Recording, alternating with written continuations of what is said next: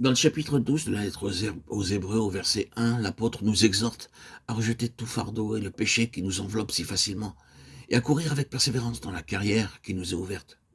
Le péché qui nous enveloppe si facilement est l'incrédulité ou le doute qui nous rendent spirituellement aveugles. Une personne obèse ne peut pas prendre part à une course à moins qu'elle ne se soumette à un régime de diète pour qu'elle puisse avoir un poids normal. Mais vous vous êtes approché de la montagne de Sion, de la cité du Dieu vivant, la Jérusalem céleste, Hébreux 12, 22. Le Seigneur veut que nous saisissions notre part dans la cité céleste qui a de solides fondements, selon Hébreux 11, 10. Nous devons être repris et châtiés par le Seigneur en vue de notre préparation pour cette cité céleste. Nous serons dignes d'y entrer si nous sommes ainsi préparés. Car le Seigneur châtie celui qu'il aime, et il frappe de la verge tous ceux qu'il reconnaît pour ses fils. Supporter le châtiment, c'est comme des fils que Dieu vous traite.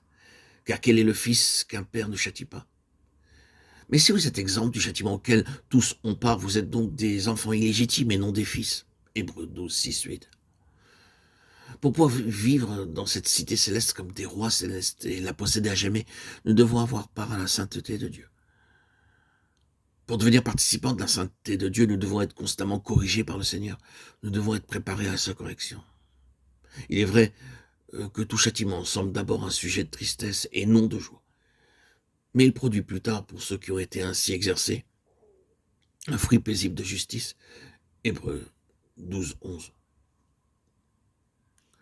Le dessein de Dieu est tellement grand qu'il veut faire de nous des citoyens et des rois qui régneront avec lui, dans cette cité céleste où les anges sont appelés à nous servir, et auquel des anges a-t-il jamais dit « Assieds-toi à ma droite jusqu'à ce que je fasse de tes ennemis ton marchepied ».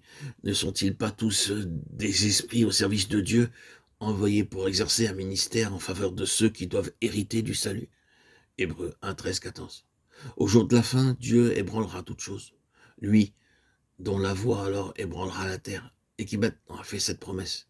Une fois encore, j'ébranlerai non seulement la terre, mais aussi le ciel. Hébreux 12, 26. Tout ce qui aura été fait par nos propres efforts, par notre sagesse ou par notre force, sera ôté. Seulement, ce qui aura été réalisé dans sa force pour sa gloire et sa louange demeurera.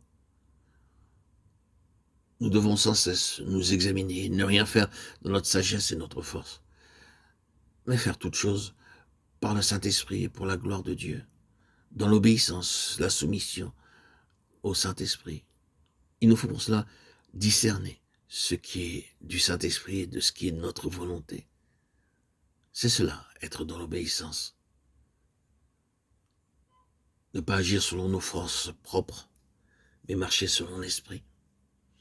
C'est pourquoi, recevant un royaume inébranlable, montrons notre reconnaissance en rendant à Dieu un culte qui lui soit agréable avec piété, avec crainte. Hébreux 12, 28. Nous serons alors dans ce royaume qui ne sera pas ébranlé.